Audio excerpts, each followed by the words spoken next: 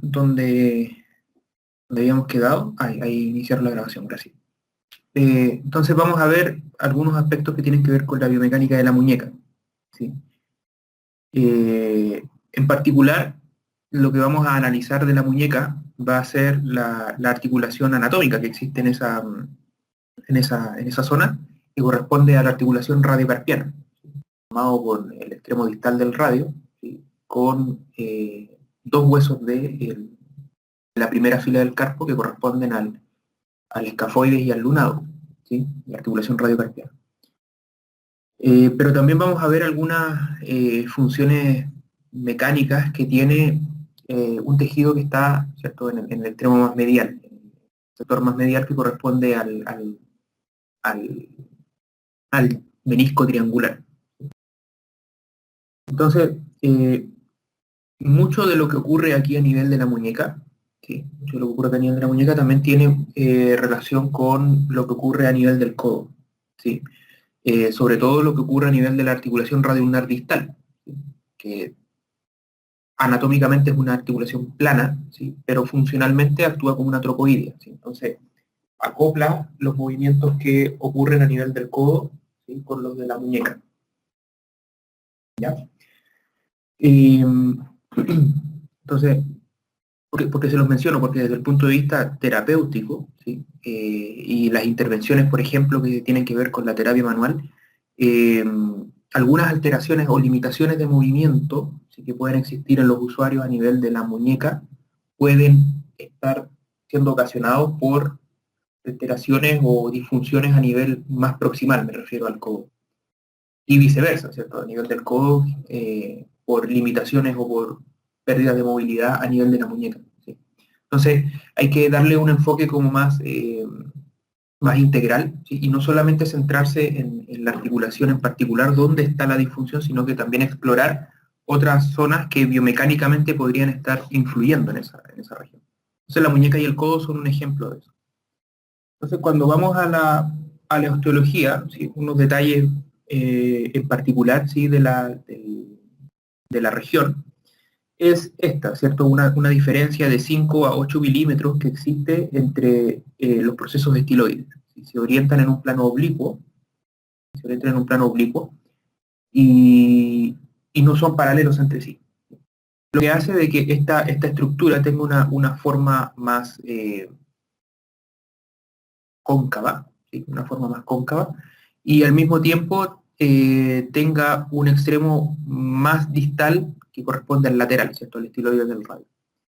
Entonces, esto anatómicamente va a impactar a nivel funcional. Quiere decir esto, de que los movimientos, ¿sí?, de la articulación radiocarpiana, en particular los movimientos en el plano frontal, se van a ver limitados por esta variable anatómica, ¿sí? Y eso va a ejecutar, ¿cierto?, o va a limitar el movimiento de radialización, ¿sí?, o de abducción de muñeca. Y por eso que en la abducción de muñeca hay menor cantidad de grados de movimiento hacia la ulnarización o la medialización o aducción de muñeca, como usted quiera mencionar. Por otro lado, la cantidad de rangos de movimiento también va variando dependiendo de cuál sea el eje que yo utilice para evaluar, ¿sí? En lo concreto, lo que se utiliza para medir, ¿cierto?, el ángulo de muñeca es una línea imaginaria que discurre, ¿cierto?, que atraviesa el dedo medio, que es el plano de la mano, ¿sí? El mismo plano que se utiliza o que se utiliza en anatomía para hablar sobre los músculos interóseos y su función, ¿sí?, de la separación o del acercamiento, o desde la abducción y la aducción, ¿sí?, que escapan un poco a los ejes clásicos anatómicos. Entonces, el dedo medio aparece como el punto de referencia para medir justamente el rango de movimiento.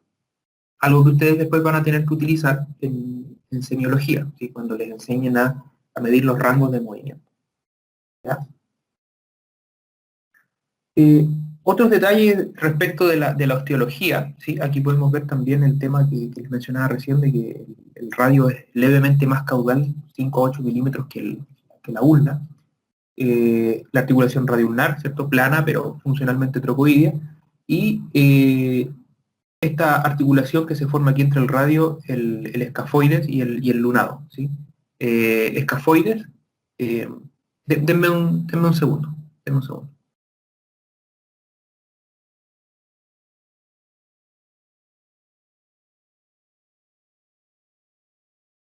Ya, ahora sí. Entonces, si ustedes se fijan aquí, aquí está la articulación, ¿sí? Si aplicamos la regla cóncavo-convexa, chiquillos y chiquillas acá, ¿quién sería la superficie cóncava y quién sería la superficie convexa en este esquema de la muñeca?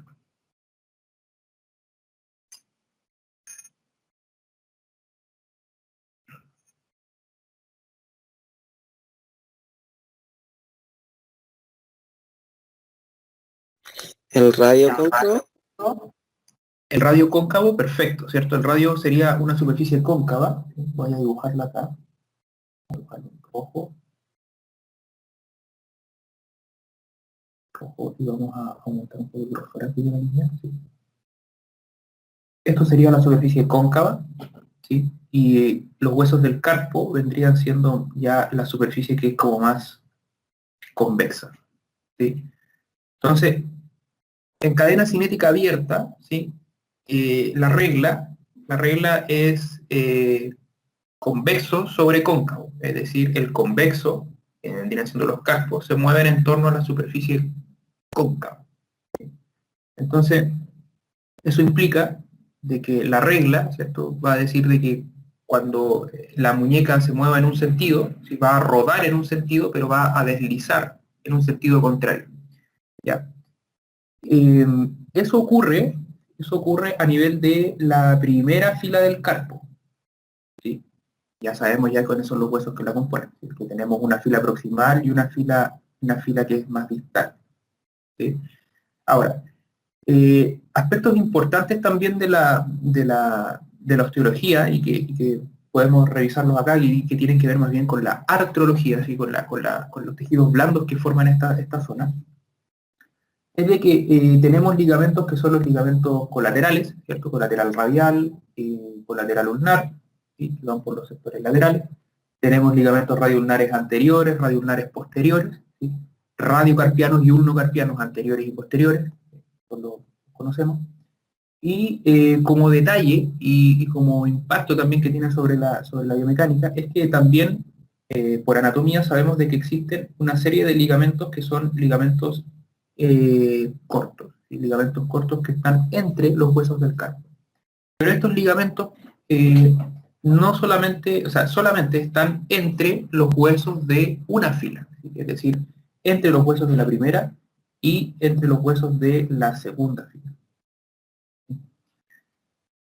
Pero no entre huesos de la segunda con la primera fila o viceversa, ¿sí? Entonces, cuando tenemos movimientos en la muñeca, ¿cierto?, de movimientos de flexión y de aducción, va a haber un movimiento que se va a estar realizando a nivel de la fila proximal y otro movimiento que se va a estar generando a nivel de la fila distal, ¿sí? Otro detalle es que este ligamento que une, aquí no está esquematizado, pero el ligamento que une el trapecio, ¿cierto? El trapecio con el trapezoide no es potente, no es un ligamento que de hecho ni se describe, ¿ya? Eso debido a que esta zona del primer metacarpiano siempre tiende a tener una mayor cantidad de movimiento. Y por eso que sus estabilizadores pasivos, como no son, como son los ligamentos, no son lo suficientemente potentes para justamente permitir una mayor cantidad de movimiento. Sí lo son a lo largo de los otros, y sí lo son a lo largo también de las bases de los metacarpianos, ¿sí? Entonces, la muñeca, y en general la zona del carpo ya entrando en la mano, es una zona bastante estable, excepto por la zona del pulgar. Bien, bien, bien. Aquí tenemos un poco más de la artrología y también de la osteología, ¿cierto? Esto es un detalle también que es bastante importante. Esto es un corte, una sección, ¿cierto? Una sección transversal de la muñeca, a la altura de la segunda fila del carpo. De hecho, acá está el trapezoide, perdón, el trapezoide, el trapecio, el capitado, pues hay una C ahí, y el amatal, ¿sí? El amatal, que está más hacia medial. Y si nos fijamos aquí, en la disposición que tienen estos huesos, es una disposición en arco. Y forman un arco con una concavidad hacia anterior. Esto es anterior. ¿Ya? Y esa concavidad lo que hace básicamente es facilitar que discurran por esa zona los distintos tendones y nervios que van a ir al control de los dedos de la mano. Es un arma de doble filo al mismo tiempo, ¿sí? Hay sectores, por ejemplo, que se ven más comprometidos, ¿ya? En particular, esta zona, ¿sí? Esta zona que es la zona medial, ¿sí? Más a nivel proximal, ¿sí? Presenta un canal que es el canal de Guyon, y el canal de Guyon es una más aproximal, no es el detalle de la imagen, en la cual puede haber, por ejemplo, compresiones a nivel del nervio ulnar. Y también un poco más hacia el lateral nos encontramos con el túnel carpiano, ¿sí? Está formado por, voy a borrar un poquito acá, que está formado claro, por los huesos del carpo, pero al mismo tiempo por un tejido blando, ¿cierto? Un tejido que discurre por la región anterior, que va más o menos en esta disposición, ¿sí? Que corresponde al retináculo flexor. Entonces, las disminuciones en la cantidad de movimiento, por ejemplo, ¿sí? O tensiones en el retináculo flexor, pueden ocasionar, ¿cierto?, compresiones a nivel de estas estructuras o de las estructuras más proximales, como por ejemplo el nervio mediano. Y ahí generan los famosos síndromes de túnel carpiano. Entonces, mecánicamente, ¿qué es lo que nosotros podemos ofrecer como kinesiólogos? La zona del carpo es una zona que naturalmente tiene poco movimiento. ¿Sí? Tiene movimientos más bien de deslizamiento, ¿sí? Porque son articulaciones planas. Sin embargo, el movimiento, el poco movimiento que existe, se debe mantener, porque dado ese pequeño movimiento es el que permite, ¿cierto?, un funcionamiento adecuado de todas las estructuras que discurren por esa zona. Por otro lado, gran parte de las lesiones traumatológicas, ¿sí?, implican una inmovilización de la muñeca. Y eso hace de que lesiones traumatológicas en la región de la muñeca, ¿cierto? Y eso implica inmovilización, ¿cierto? Inmovilización más o menos en una zona neutra, ¿sí? Y además de eso, ¿sí?, implica también un aplanamiento de el ahuecamiento natural que tiene la mano, es decir, se pierde un poco esta relación cóncava que existe a nivel de los huesos del carpo, ¿sí? Y eso hace de que, además de la pérdida de movimiento, la pérdida de esta disposición cóncava, ¿sí?, voy a graficar de esta forma, ¿sí?, es decir, se hace más plano este ahuecamiento, hace que la zona correspondiente al retináculo, ¿cierto?, el retináculo flexor, tienda a comprimir en mayor medida todos los elementos que discurren por ahí, ¿sí? Entonces se estira en ese sentido. El retináculo se estira en ese sentido. Entonces, generando, ¿cierto?, distintas alteraciones. Nuestra función va a estar en restituir, ¿cierto?, el deslizamiento que hay entre los huesos del carpo. Y vamos a ver, ¿cierto?, en la muñeca también que hay algunos movimientos que podemos restituir, ¿sí? Aquí, bueno, más de lo mismo, ¿sí? Acá tenemos el esquema, ¿cierto?, el esquema de cómo se estructura la articulación radiocarpiana, que es una articulación ovoidea, por lo tanto tiene 2 grados de libertad, ¿cierto?, en los planos frontales y en el plano sagital, flexión, extensión y abducción y aducción, o movimientos que son más propios, como lo son la radialización y la ulnarización. Y en el extremo más medial, en el compartimento medial, encontramos aquí un menisco que es más bien el menisco triangular, que es un tejido como de relleno, que es dependiente del ligamento colateral ulnar. Ya describimos algunos ligamentos en la parte superior. Aquí se forma el canal de Guyon, entre el hueso del ganchoso, entre el gancho del ganchoso y el pisiforme. y el túnel carpiano estaría más o menos por esta zona. Aquí está el disco articular, menisco triangular, menisco articular, tiene distintos nombres. ¿Ya? La verdad es que es una estructura bastante compleja, bastante compleja. Anatómicamente se describía como una estructura de relleno, ¿sí? Así tal, como estructura de relleno, que como no era, como había una zona en la cual no había un contacto óseo, no había una articulación entre el hueso del carpo y la ulna, se desarrolla, ¿cierto?, este menisco, este disco articular, para, ¿cierto?, evitar una pérdida de continuidad entre las estructuras óseas que existen en la muñeca. Y lo concreto es que este disco articular tiene una función biomecánica, ¿cierto? Que ya lo vimos en la clase anterior, que es la de transmitir efectivamente cargas desde el radio, perdón, desde esta carga que después de una caída, por ejemplo, que no toda la carga se transmita hacia el radio, sino que también haya un porcentaje de carga que se transmite hacia la ulna, ¿sí? Eso hablábamos del 80-20. Y es por esa razón que este disco, y como esta articulación en realidad no es una articulación, está muy protegido por fibras que están relacionadas con el ligamento colateral ulnar, ¿sí? Con ligamentos que de hecho forman parte de la vaina tendinosa, ¿sí? La vaina tendinosa del extensor cubital, ¿sí?, del extensor ulnar del carpo.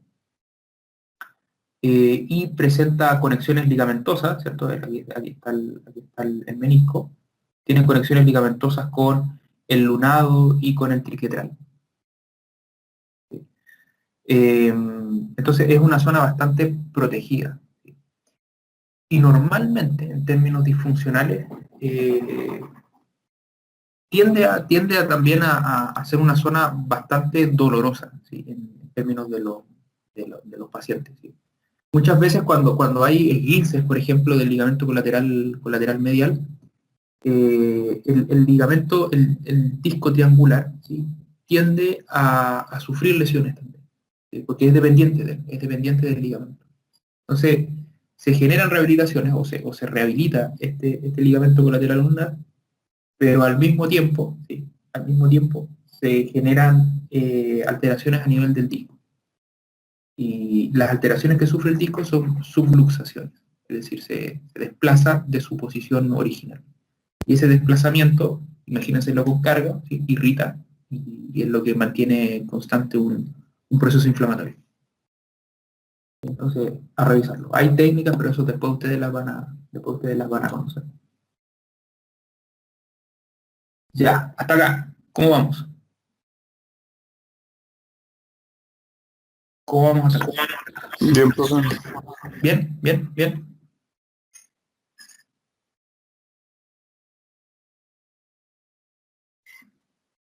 Vamos entonces, seguimos. A ver, la cinemática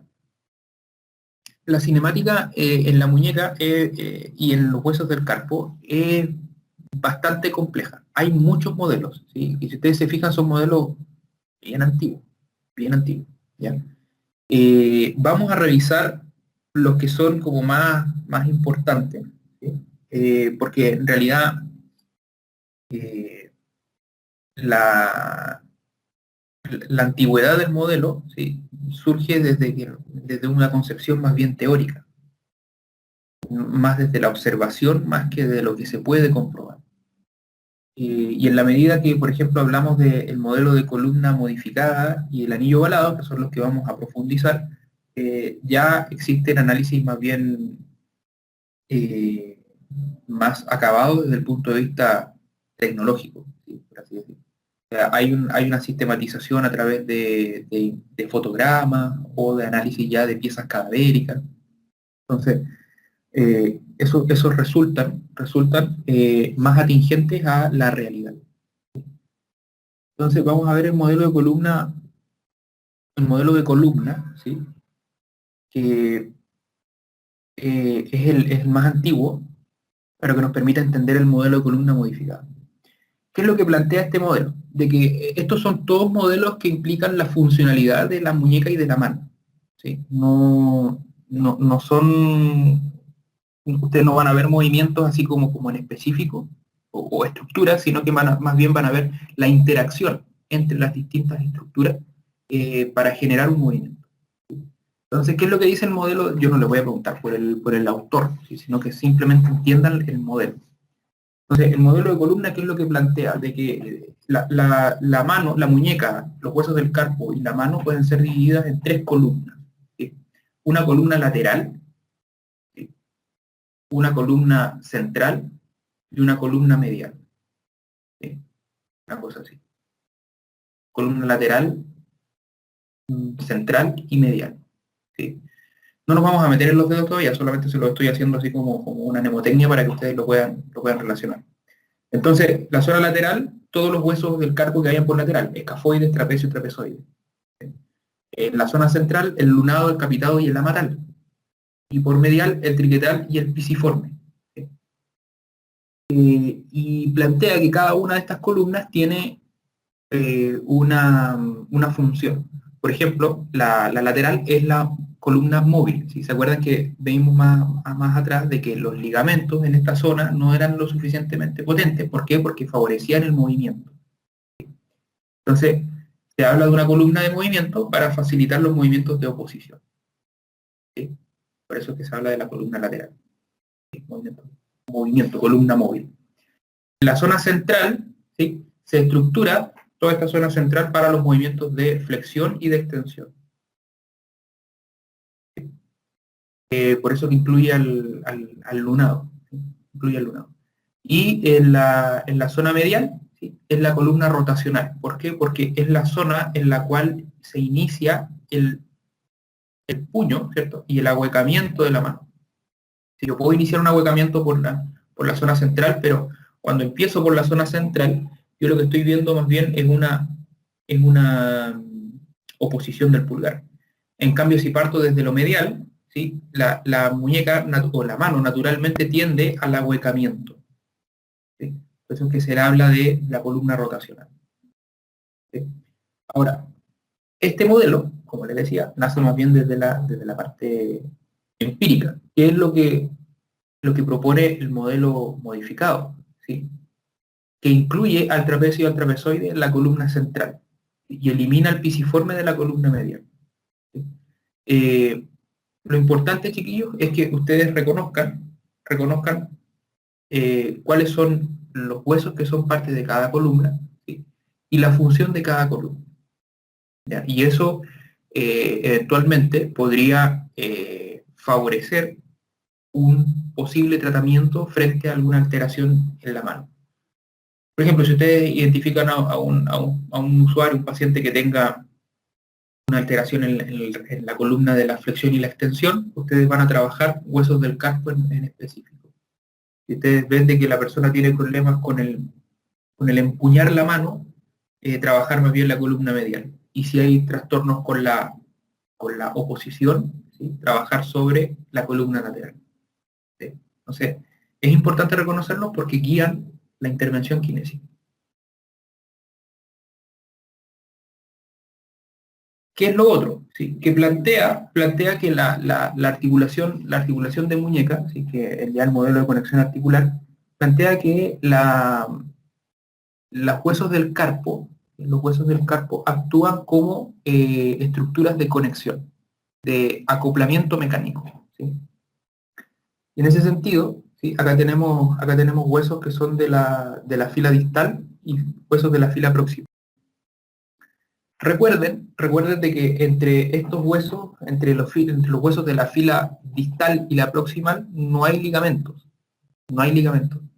Por lo tanto, el movimiento que exista, voy a graficarlo de esta forma. Esta es la fila distal, y esta es la fila proximal. Entonces, cuando la fila proximal se mueve en un sentido, esto se va a mover en el sentido contrario, ¿sí? Porque no hay ligamentos que lo acoplen, ¿sí? Entonces, ¿Qué es lo que propone? Que la fila proximal, ¿cierto? Que la fila proximal corresponde al acoplamiento mecánico de lo que ocurre a nivel del antebrazo con la mano. ¿Sí? Y que esta fila proximal, ¿sí? La fila proximal es la encargada del soporte de las cargas compresivas en flexión y extensión. Entonces, nuevamente, si es que nos enfrentamos, por ejemplo, a una disfunción a nivel de la muñeca, será importante, y el mecanismo de lesión fue en caída en extensión o caída en flexión, es ir a buscar, ¿cierto?, alguna disfunción que haya sido sustentada a nivel de la primera fila del carpo, de la fila. Dado que este modelo de conexión nos plantea que esa fila es la encargada del soporte de las cargas compresivas.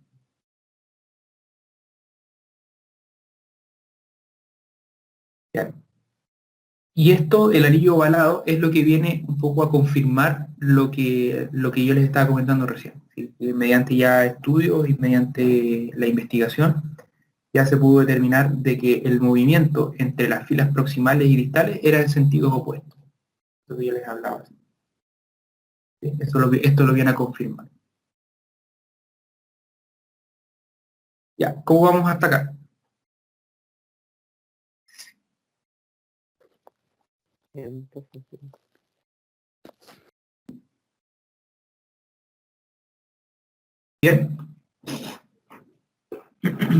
Sí, profe. ¿Sí? Ok.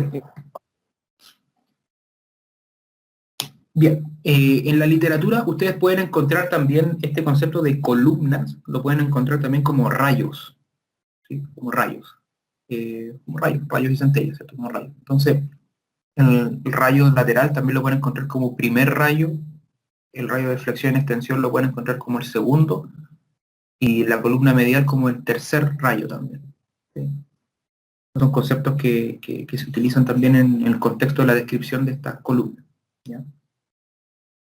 Ahora, si vamos a irnos a la artroquinemática de la muñeca. ¿Sí?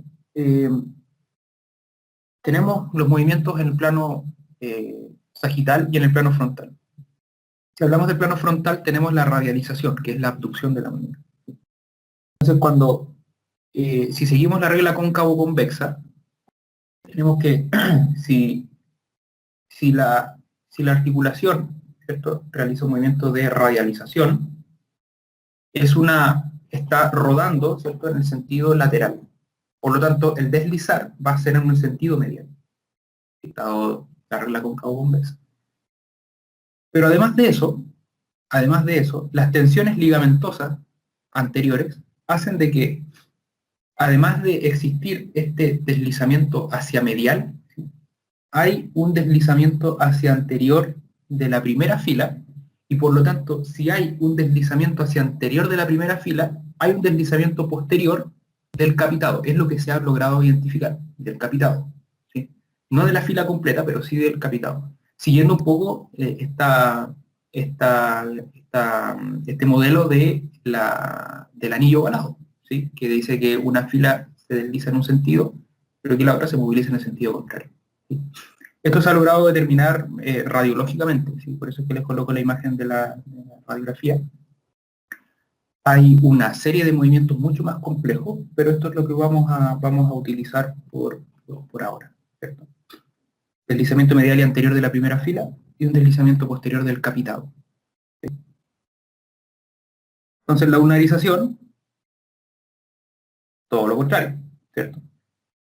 Un deslizamiento lateral y posterior de la primera fila y un deslizamiento anterior, en este caso del capitado. ¿Sí? Pueden encontrar también de que el capitado realiza una extensión. Es un poco complejo, por eso es que preferí mantenerlo en una mnemotecnia más bien que ustedes manejan, ¿ya? Para que se comprenda de mejor manera. ¿Ya? Entonces, deslizamiento anterior y posterior del capitado dependiendo del movimiento. ¿Qué ocurre en la flexoextensión? La flexoextensión, si la muñeca si se hace una flexión, ¿cierto?, el rodar es hacia anterior en este sentido, y el deslizar va a ser en un sentido posterior. Y en la extensión, el rodar es hacia, el rodar es hacia posterior y el deslizamiento es hacia anterior. Así de sencillo. ¿Eh?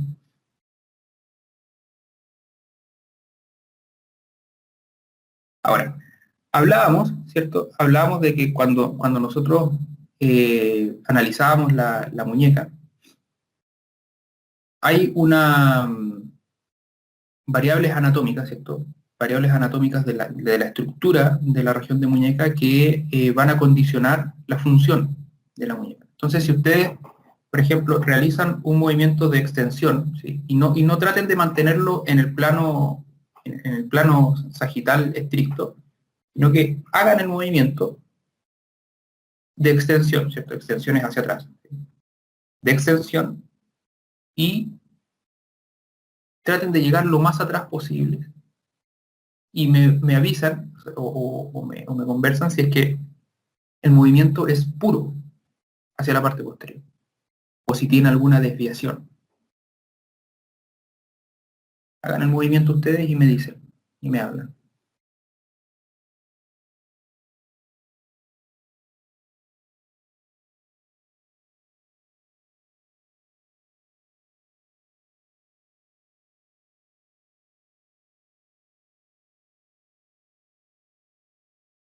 Ya, ¿cómo le fue?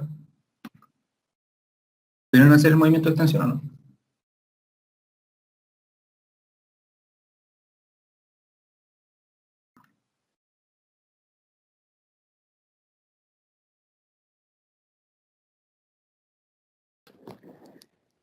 Sí se puede, pero una consulta. Gabriel, ¿cuál es?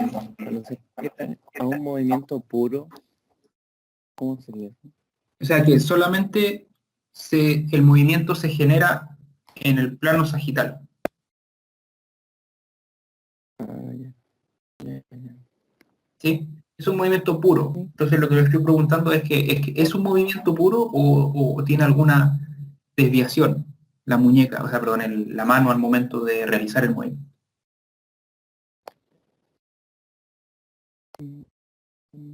No, no es puro. No es puro, ¿cierto? Tiene una desviación.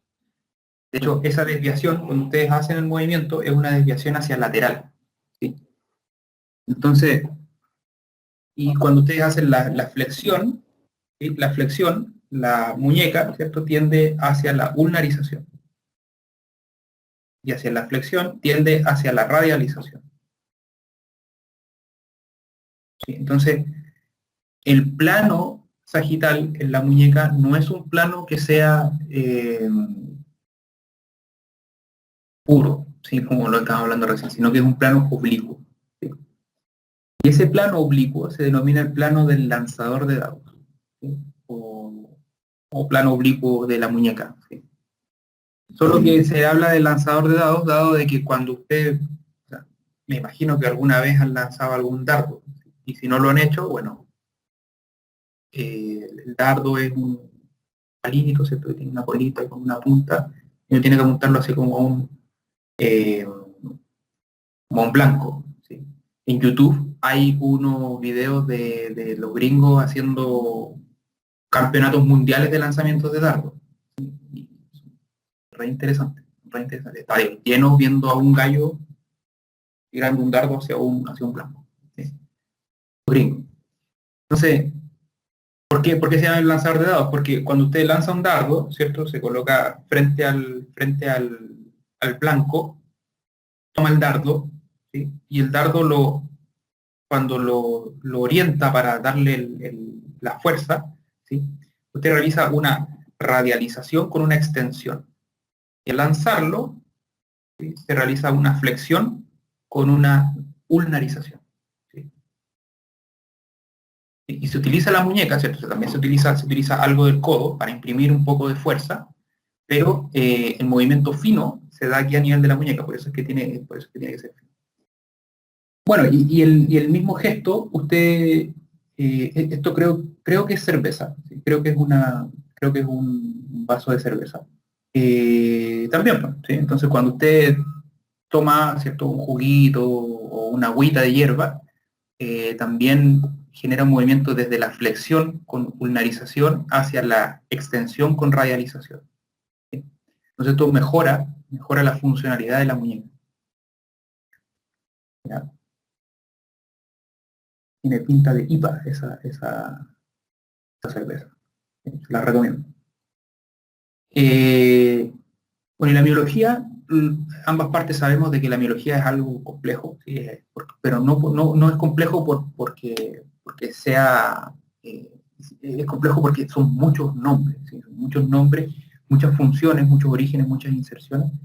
Pero en general es más sencillo, ¿cierto? Si usted tiene una disposición más bien visual y topográfica de la musculatura. Entonces usted podría dividirlo en cuadrantes. ¿Sí? En cuadrantes. Entonces, todo lo que quede en este, si analizamos bien la imagen, esto es medial, esto es lateral, hasta la ulna. ¿Sí?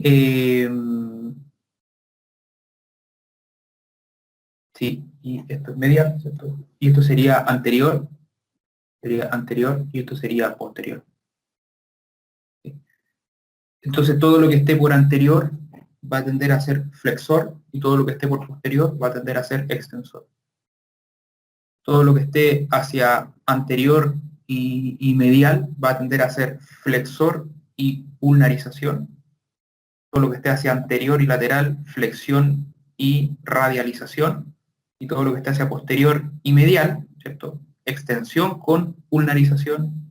Y todo lo que esté posterolateral va a ser extensión y radialización. ¿Sí? Entonces es una mnemotecnia. Ahora, hay que saberse los músculos. ¿Sí? Y esto ya ustedes lo manejan por anatomía y estas son cosas que se les van a preguntar. ¿Sí? Así que, nuevamente, el estudio de la anatomía para esta parte de la biomecánica es muy importante que lo realicen. ¿Ya? Eso con la muñeca. Vimos algo de mano, que vamos a utilizarlo ahora porque vamos a pasar a mano. ¿Alguna consulta? ¿Alguna duda, chiquillos? Chiquillas, hasta ahora?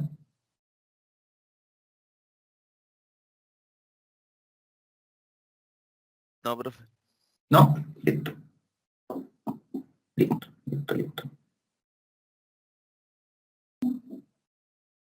Ya, vamos con la mano entonces, ¿sí? Hablamos ya de la osteología de la mano, ¿sí? Los huesos del carpo. Y es importante sí mencionar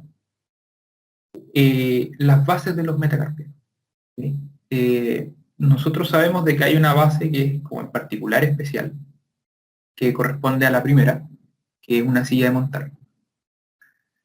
Anatómicamente, la base del quinto no es una silla de montar, pero sí se comporta como una silla de montar. Es decir, tiene una cierta capacidad de realizar oposición. Y eso es un movimiento que es fundamental, ¿sí? Una estructura fundamental para la función de la mano. Respecto de la artrología de la mano, tenemos un montón de ligamentos, ¿sí? Y usted podría colocarle el nombre que usted quiera, ¿sí?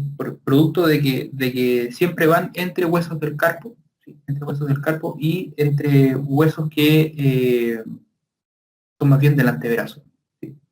Aquí se dirigen. O sea que forman, por ejemplo, el túnel carpiano, aquí forman el canal de Guyon, ¿cierto? Que es por donde pasa el nervio ulnar.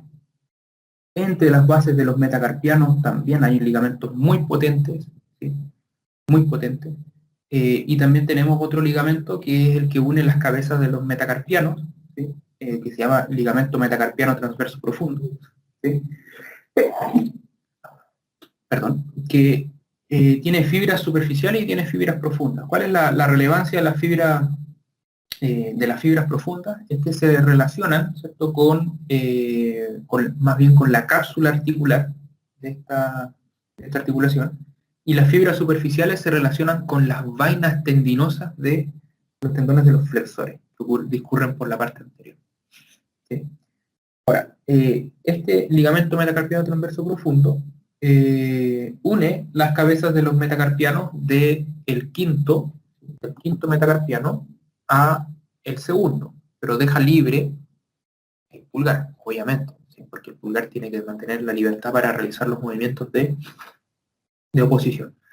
Entonces nos enfrentamos, chiquillos, a una situación que ya habíamos más o menos dilucidado en la diapositiva anterior, en la cual existe una limitación potente de los movimientos que existen en la mano. ¿Sí? O sea, la mano tiende a ser una estructura más bien que tiende a protegerse mucho. Y es por eso que la hace muy compleja, es muy compleja. Dado de que o sea, la mano es una estructura que biomecánicamente es fundamental en nuestro diario vivir, fundamental en nuestro diario vivir. O sea, es lo que nos permite básicamente hacer todo lo que nosotros hacemos. Entonces, anatómicamente está muy limitado o está muy bien estabilizado cada uno de sus elementos. Cada uno de sus elementos. ¿Sí? Pero esto también se convierte en su talón de Aquiles, ¿sí? Dado de que si cuando existen condiciones de salud asociadas a la mano, la hace muy difícil su rehabilitación. Y eso que solamente estamos viendo la parte articular, ¿sí? Porque si nos metemos en la parte muscular es más compleja todavía. ¿Sí? Acá tenemos la artrología, ¿cierto? Del primer metacarpiano, que tiene movimientos libres, ¿cierto? Libres. Pero en general el movimiento que realiza esta articulación es el movimiento de oposición. ¿Sí? Ese es un movimiento que realiza preferentemente, que es un movimiento más bien rotatorio. Anatómicamente, si nos guiamos por los ejes clásicos, por los planos y ejes clásicos de la anatomía, el pulgar es capaz de realizar movimientos en dos planos. En el plano sagital, ¿sí? Donde va a realizar flexión y extensión, y en el plano frontal, donde realiza abducción y una aducción. Por lo tanto, si nosotros descomponemos el movimiento de oposición, el movimiento de oposición es una aducción con una flexión. Y el movimiento de reposición pasa a ser una abducción, ¿sí? Con una extensión del pulgar. ¿Sí? Se descompone el movimiento. Se descompone. Respecto de la artrología, ¿sí? Por temas de antropométricos, ¿sí? Por diseño de los metacarpianos tienden a hacerse estructuras más prominentes, ¿sí? O más largas, tienen dimensiones mayores desde medial hacia lateral. ¿Sí? Y por otro lado, la disposición de los huesos del carpo forman un arco que tiene una depresión en la región medial y tiende a hacerse más alta hacia la región lateral. Y es por eso que la disposición de los metacarpianos tiende también a ser como en menor tamaño desde la izquierda hacia la derecha. Y al mismo tiempo eso hace de que los rangos de movimiento, ¿sí? A nivel más medial sean menores que hacia nivel lateral.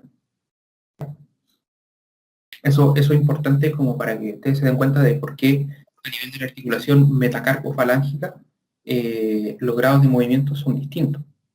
¿Ya? Y la extensión, bueno, la extensión es de 30 a 40.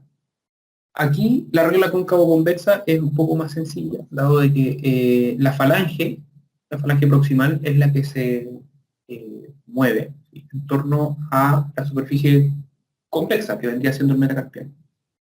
Entonces aquí la regla es cóncavo sobre convexo. Eso quiere decir de que cuando la falange proximal rueda en un sentido, desliza en ese mismo sentido. ¿Sí?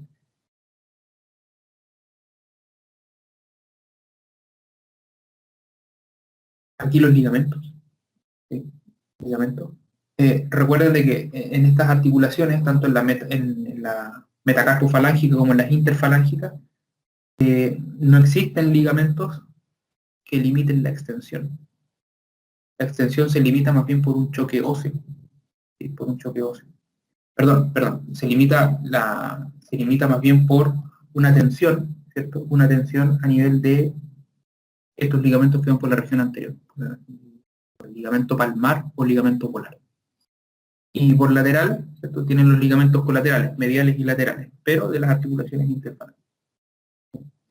La flexión, ¿sí? La flexión es más bien limitada por un choque, ¿sí? Una aproximación de estructura, más que de algún ligamento. Por eso es que no hay ligamentos en la región posterior, ¿sí?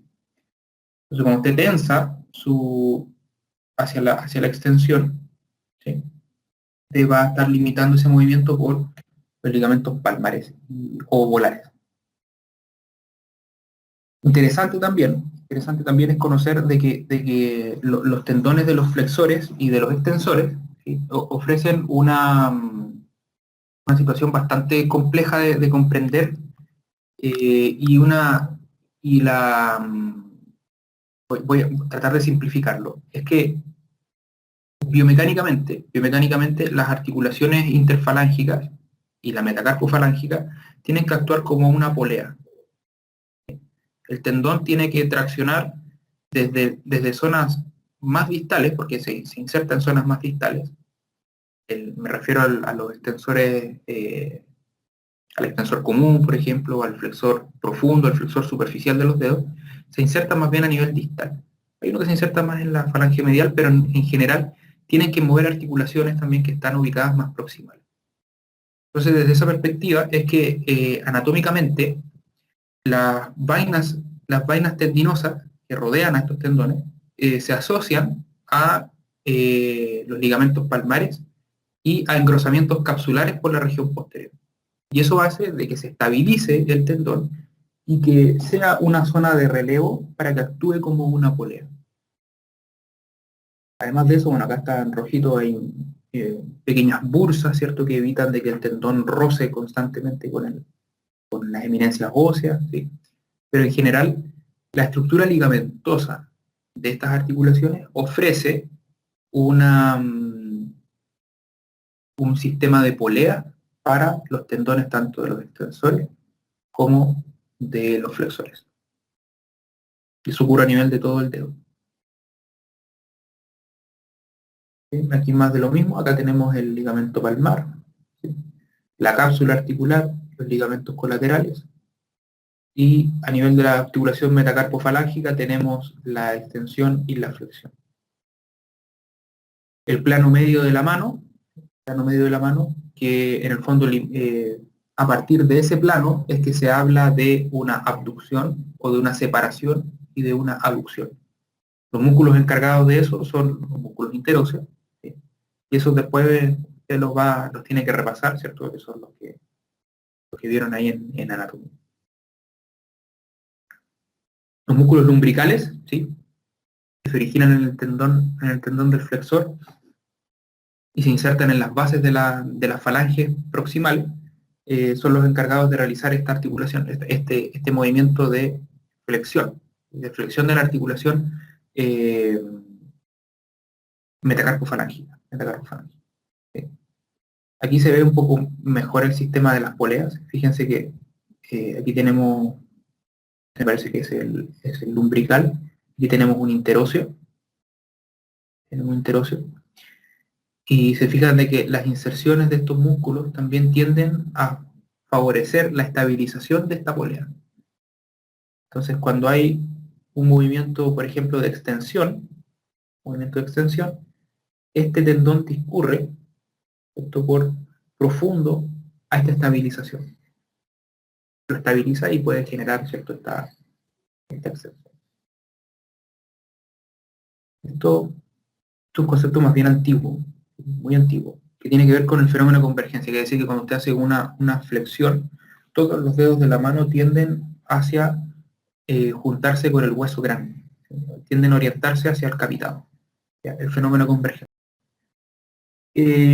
Hasta acá, dudas, consultas, chiquillos.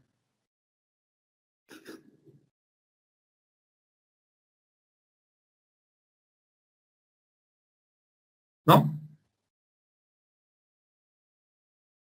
No. ¿No? ¿No? Perfecto. Esto lo vamos a hacer en el laboratorio, ¿sí? Esto lo vamos a hacer en el laboratorio. Que en el fondo son todas las pinzas o todas las prensas que son capaces de generarse a nivel de la mano, desde una perspectiva más funcional. Para estos efectos, para efectos de esta descripción, es que lo que uno debiese hacer es, por ejemplo, ver esta imagen o realizar el movimiento, ¿cierto?, con la pinza o con la prensa, y describir cuáles son las articulaciones que están involucradas y cuáles son los músculos que también están involucrados. ¿Ya? Para ayudarles, ¿cierto?, en esta descripción, es que en la plataforma Moodle, yo les dejé aquí un artículo que se llama Biomecánica de la mano, de Duncan. No está disponible todavía, yo lo tengo que liberar. En estas imágenes, y también él hace una descripción muy superficial, ¿cierto?, muy superficial de cuáles son los aspectos como principales de cada una de estas pinzas. ¿Ya? Y porque eso es lo que vamos a ver ahí en lo vamos a tener que dejar como una tarea, ¿cierto?, para que ustedes lo hagan, porque se les va a preguntar en la prueba. ¿Sí? Lo podemos discutir también el día lunes, el día martes en los laboratorios. ¿Cuáles son las cualidades de las pinzas? ¿Sí? Nosotros analizamos, ¿sí?, si es que analizamos, ¿se acuerdan cuando vimos el tema ligamentoso a nivel de la mano? La mano tenía como altos ligamentos, ¿sí? Entonces una estructura bastante estabilizada. ¿Sí?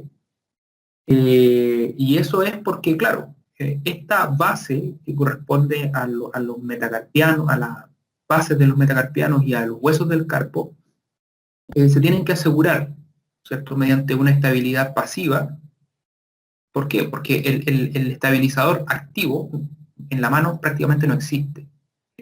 Dado que todos los músculos de la mano van a tener más bien una función de movilizadores para lograr los movimientos con mayor precisión, ¿sí?, en la mano. Entonces, depende mucho de su estabilización. ¿Ya? Y aquí hay una serie de elementos que se tienen que estabilizar, ¿cierto?, para generar los movimientos. Entonces, por variables anatómicas, ¿cierto?, el trapecio, el trapezoide y el capitado, ¿sí?, permiten la estabilidad en la pronación del segundo metacarpiano. Cuando uno hace un movimiento de oposición, ¿sí?, el segundo metacarpiano se describe como un movimiento de pronación. ¿Por qué? Porque es un movimiento rotatorio, ¿sí?, movimiento rotatorio en el sentido de la pronación. Entonces, es por eso que este segundo metacarpiano, mediante la estabilización que le ofrecen estos huesos, evita que este movimiento sea, ¿cierto?, mayor al adecuado, mayor al solicitado. ¿Ya? Y obviamente cuando se va, ¿cierto?, las pinzas principalmente dependen de la oposición, por eso que se describe desde la oposición. Y cuando se forma, ¿cierto?, cualquier tomada de pinza, ¿sí?, que, como les hablaba yo del quinto metacarpiano, ¿sí?, también tiene una estructura muy similar al de una silla de montar, también para facilitar el movimiento de oposición. De hecho, cuando usted se va a aproximar al meñique, ¿sí?, usted no llegaría al meñique si es que el meñique no hiciera esto. ¿Sí? Entonces, este es mi rango máximo con el pulgar, pero para contactar con el meñique yo debiese acercar el meñique. Entonces el meñique realiza igual un movimiento de oposición. ¿Ya? ¿Ya? Y aquí viene un tema relevante en la mano, ¿sí? Nuevamente siendo majadero con el tema de que la mano pasivamente tiende a una estabilidad más potente, ¿sí? La función de la mano, ¿sí?, la función de la mano no está dado por la cantidad de movimiento que exista a nivel de la mano, sino que está dado más bien por una variedad, ¿cierto?, una variabilidad, ¿cierto?, que exista entre la interacción del objeto y la cavidad palmar. La cavidad palmar me refiero a esto. ¿Ya? O sea, la mano puede lograr un movimiento independiente de su forma, independiente de la forma en lo que lo haga. Eso es lo que la hace maravillosa la mano. ¿Ya? O sea, yo puedo tomar un objeto así, como lo puedo tomar así, como lo puedo tomar así, como lo puedo tomar así. O sea, si yo tengo restringido, por ejemplo, el dedo medio, el dedo índice, por ejemplo, yo puedo tomar un objeto con los otros dos dedos de la mano. Entonces, más que la cantidad de movimiento o el movimiento disponible, es la interacción entre las distintas estructuras de la mano lo que la hace ser más importante al momento de tomar un objeto. Y por otro lado, es que también depende de la forma inicial que tenga la mano. Si ustedes se fijan, la mano tiene una, si ustedes la dejan en reposo, tiene una forma ahuecada por la parte anterior. Eso se denomina preforma. ¿Sí? Y la preforma tiene que ser en forma de concavidad para poder tomar el objeto. Para poder tomar el objeto. Para poder tomar el objeto. Siempre se parte desde una preforma. Ahora, si esta preforma se pierde, inicialmente tomar el objeto ya se vuelve algo complicado. ¿Sí? Entonces, hay que asegurar el agotamiento de la mano. La técnica kinésica o la intervención kinésica tiene que ir orientado hacia eso. ¿Ya? El tema de funciones, el tema de la función de la mano, independiente de si tiene o no la cantidad de movimiento requerida, ¿sí? Nosotros planificamos, ¿cierto?, una restitución hacia el máximo posible de función. Cuando se puede, llegamos al máximo, pero hay veces que no se puede llegar al máximo. Entonces, por ejemplo, que la persona cierre, pero no cierre completamente la mano. Entonces, eso va a hacer de que no pueda tomar un objeto, por ejemplo. Entonces, ahí ya, como perdemos la posibilidad de poder seguir ganando rango de movimiento, es que solicitamos, por ejemplo, el trabajo del terapeuta ocupacional. Y el terapeuta ocupacional lo que hace es adaptar en base a las condiciones de salud de la persona, su medio o generar un mecanismo mediante el cual esta persona pueda efectivamente desempeñarse con su mano. Eso, el agotamiento de la mano. Y listo.